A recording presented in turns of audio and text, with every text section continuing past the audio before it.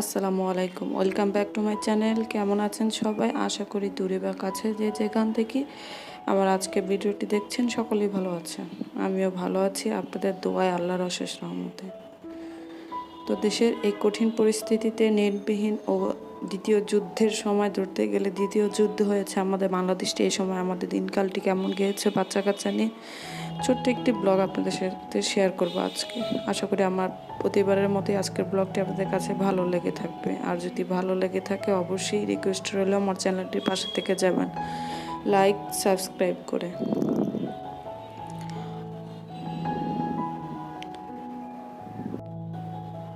তো সকালে বারান্দায় চলে এসেছি, বারান্দা দিয়ে বাইরের দৃশ্য দেখতে।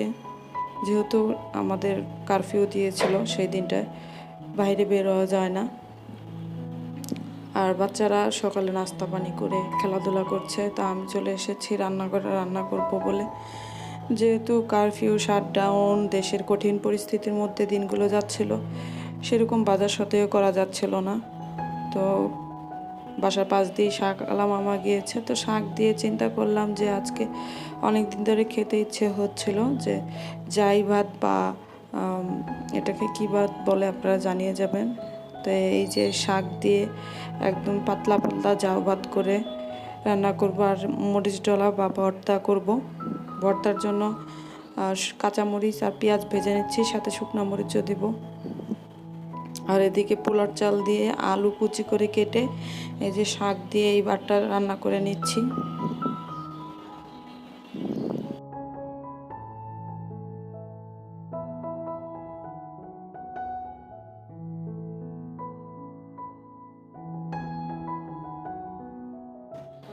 আপনারা এই ভাতটিকে কী নামে চিনেন জানেন অবশ্যই কমেন্টস করে জানাতে ভুলবেন না। কিন্তু আমরা তো এটাকে জাই ভাত বলি বা ফেনা ভাতও বলা হয়। তো এইদিকে আমার ভাত রান্নাটা অলরেডি শেষ হয়ে এসেছে। সাথে এই যে মরিচ ভর্তা ডলে নিয়েছি ছুটকি দিয়ে। তো এই যে খাবার দাবার শেষ করব, এখন খেতে বসে পড়ব। তো ভাতটা কিন্তু অনেক সুস্বাদু ও মজাদার হয়েছিল। পোলার চালের গ্রান, পুঁই শাক এর একটা ফ্লেভার, শুটকি মাছ ভর্তা ডলা এখানে ছিল, ডাল চচ্চড়া, সাথে নিয়েছি লেবু, আর বাচ্চাদের জন্য চিকেন রান্না করেছিলাম। তো এই যে খেতে বসে পড়েছি, আপনাদের সাথে একটু শেয়ার করে নিলাম। মরিচ ডলা দিয়ে এই ফেনা ভাত বা জাই ভাতটা যাই বলুন, খেতে কিন্তু অনেক সুস্বাদু হয়েছিল। বাসায় একবার ট্রাই করে দেখতে পারেন।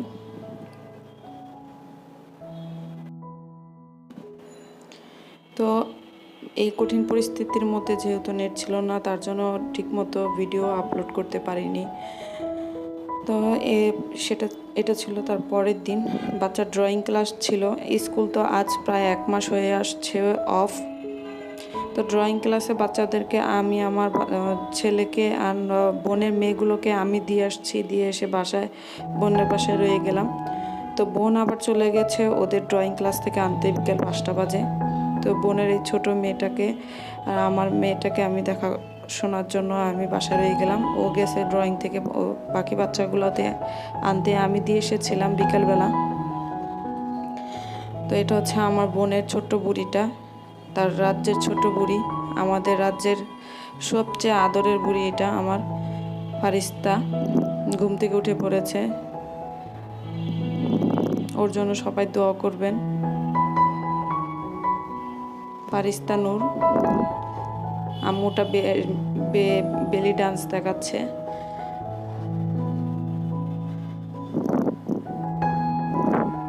তা আমার মেয়েও সাথে কিন্তু ঘুম থেকে উঠে পড়েছে, ওর সাথে সাথে দেখি বোঝা যাচ্ছে দুজন ঘুম থেকে উঠেছে। আর আমার মেয়েকে আমার ছোট বুড়িটা আদর করছে।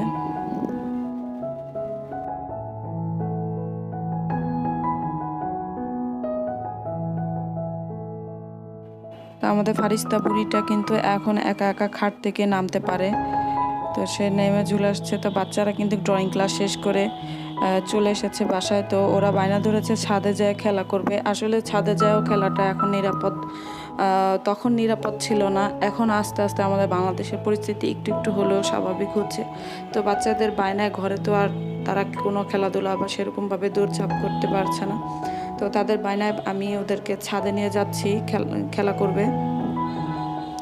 তো এই যে তারা ছাদে যাবে বলে অনেক খুশি সবাই।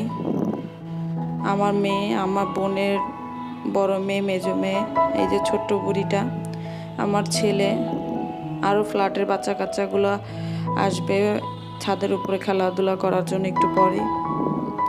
এই দেখেন ফারিস্তা বুড়ির কাণ্ড, সে এটা ভেবে উপরে উঠতে চায়।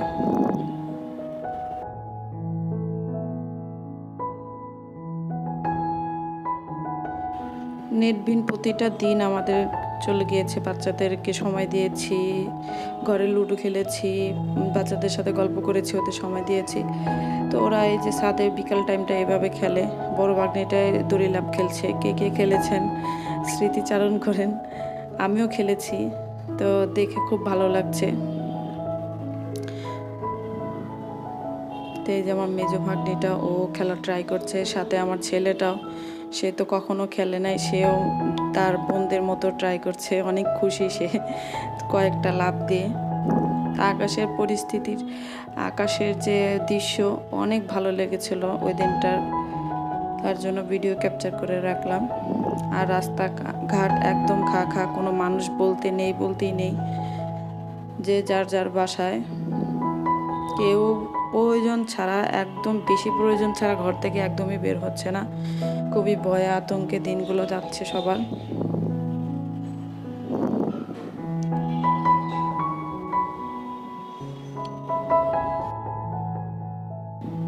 আমাদের বাচ্চাদের আজ স্কুল অনেক দিন যাবৎ বন্ধ। ড্রয়িং ক্লাসটা আমাদের বাসার পাশে হওয়াতেই যেতে পেরেছি ওদেরকে নিয়ে ড্রয়িং ক্লাসে অ্যাটেন্ড করতে।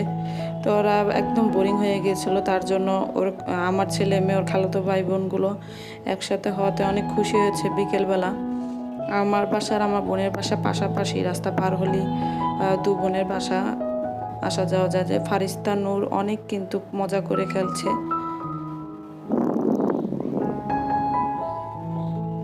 বাচ্চারা ঘরের মধ্যে বন্দি থাকতে থাকতে একদম ওদের হাঁপিয়ে উঠে গেছে। তার জন্য ওদের বলেছি চলো ছাদে নিয়ে যাই, একটু খেলাধুলা করবা। আর ফারিস্তা তো সিঁড়ির ঘরে চলে এসেছে কথা বলতে বলতে।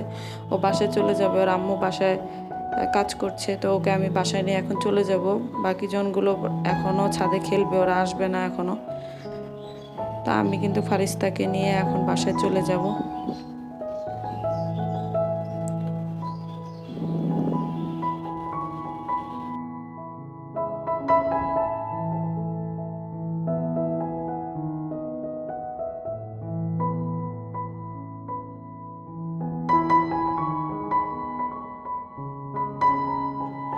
এই যে ফারিস্তা বুড়িকে কিন্তু আমি লিফটে বসিয়ে দিয়েছি, বাসায় চলে যাব ওকে নিয়ে। অনেক ঘেমে গেছে গরমের মধ্যে, রোদে বা ছাদে এখনও অনেক রোদ। তো বাসায় এসে কিন্তু বোন আমাদের জন্য এই যে আনারস কেটে দিয়েছে সবার জন্য সন্ধ্যায়। তা আজকের ব্লগটা আমি এখানে শেষ করব। কেমন হয়েছে জানাবেন।